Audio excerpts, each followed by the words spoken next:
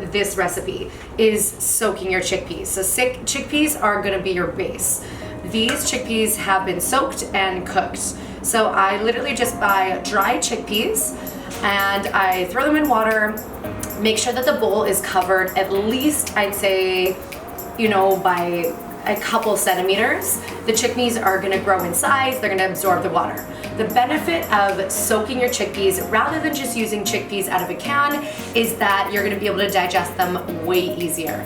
We all know when we've had too many beans, you get really bloated, you get really gassy, and no one wants to feel that way. And that's why often people steer away from, you know, legumes and chickpeas and, you know, beans altogether. But in the end, if you soak your beans, you will notice a huge difference. So these have soaked overnight. It was probably at least, I'd say, about 15 hours. I left them on the counter, didn't cover it, just covered it with quite a bit of water.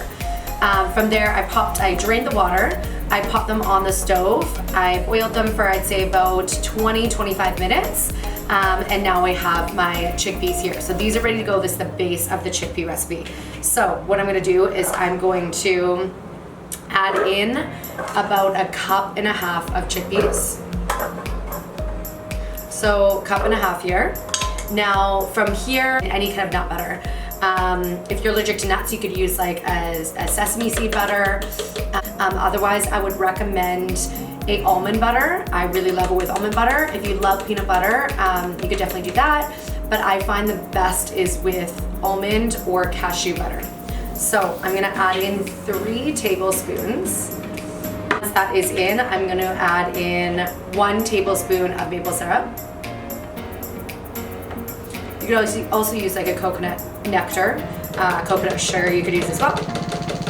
From there, I'm adding in 3 tablespoons of coconut milk. Once that is in, I'm gonna add a little bit of vanilla. I'm adding 1/2 teaspoon. I'm adding a little sprinkle of cinnamon. And it's all the taste, you can always add more.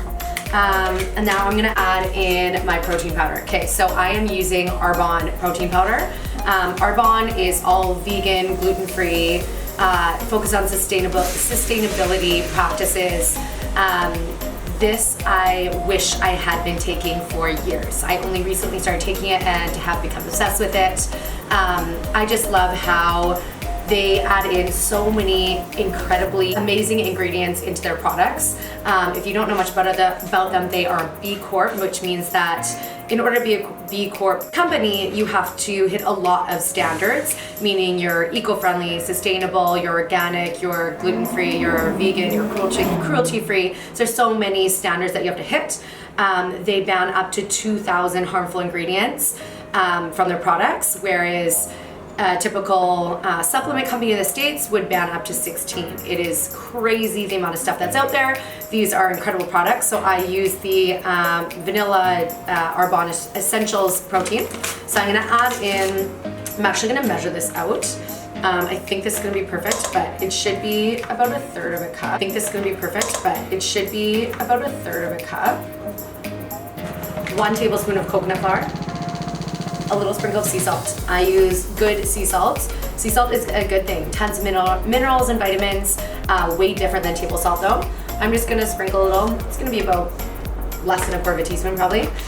This is optional. I'm adding in a fiber boost. This is, again, the Arbonne. I'm gonna do 1 teaspoon. A little goes a long way with this kind of stuff. I'd say it's about like a heaping teaspoon. Couple extra drops of sweetener. This is my monk fruit. I'm gonna add in, this is very sweet, so I'm gonna add in like, I think that was about 7 drops. So from there, this is my base. I'm going to just start by blending this up. It's on really low. And you're gonna have to start adding in some, I can already tell, you're gonna have to start adding in a little bit more of your coconut milk, almond milk, along the way, but don't go overboard. You're gonna have to keep mixing it. You don't want it to be like runny. Okay, so I'm gonna stop this, kind of mix it around, and then add a little splash, and then keep going. Okay, now we're done. So I'm going to, okay, the key to making this really good texture, okay, I can tell, look at that. Popping it in the fridge. This in the fridge, I mean, it's really good if you wait a couple hours, but like, who can wait that long, right? I'm gonna just dive right in there. But I promise you, if you can wait like an hour, even just pop in the freezer, that'll be better because it's gonna harden up way faster. Okay, pop this in the freezer for an hour. Okay, so it has now been, I'd say about half an hour, maybe 45 minutes. If you have time, pop in the fridge. I mean, even overnight, it's gonna be really great consistency. But basically you want it like, this is like a thick, doughy, like you can see as I pop it in here, it's like, it's perfect cookie dough texture. This is, yeah, this worked out great. Okay, so now for the chocolate chips. So often I would just do like a vegan dark chocolate. I often really like getting from just like the baking aisle at any grocery store. You can buy the blocks of baker's chocolate. If you get the pure dark chocolate, that's gonna be vegan. It's very dark though. I honestly quite like it because I don't like things super sweet, especially because this is sweeter. The chocolate would make the perfect contrast. However, I don't have that at the moment. It is COVID. I'm not shopping as much as usual. I have Lily's on hand, so I'm gonna be using Lily's. The one thing that I would just suggest being a little bit careful with when you're buying products that have sugar alternatives in them. These have stevia, which I actually digest quite fine because I don't eat a lot of it. I am also a type of person that I don't like a ton of chocolate chips in my cookie dough. I like way more cookie dough than chocolate chips. So if you're opposite, you might want to do even like a mixture of the Lily's and say like the pure dark chocolate. Lily's has sugar alcohol in it. So on the back, it has 3 grams of sugar alcohol. Sugar alcohol is what often makes a lot of people bloat. It's in a lot of protein bars. It's just a common sugar alternative. So I would just be conscious of that. Like I said, I'm not gonna add many at all, and I'm gonna add like maybe a teaspoon, and I'm not gonna have all this in one sitting. So this is about 2 portions.